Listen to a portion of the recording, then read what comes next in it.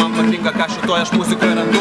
Dabar ramiai, viskas iš įkvėpimo. Eilinį kartą mes ieškom gatvėje širimo. Čia ramiai žmogus groja su gitara, kas daro muziką, o kas iš to daro navarą. Ten žmonės sėdi, nosies nukabinė, vieni sėdi kavinė, kiti sėdi tik tai slavinė jo. O ramiai, čia būna pučia vėjas, būna pučia saulė ir visa tai neapgaulė.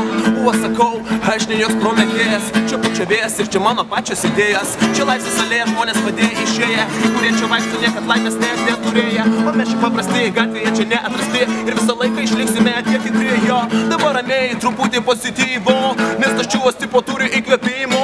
Visi ten komentuoja ir piktai loja, o čia eilinį kartą laisvės alėja atsistoja. Kažkas su dviračiu važiuoja ir nieko negalvoja, draugas mano iš Šilainių jis ramiai filmuoja. Jeigu nori ten matote fontaną, jau žinot šitą vietinį Tarzaną. Kiek žmonių ten susitikę, viens kitus palikę, kiek iš karto jie apšiai iš karto susipykę. O aš ramus visą laiką išlieku, nežinau šitam mieste kažką gerą palieku. Čia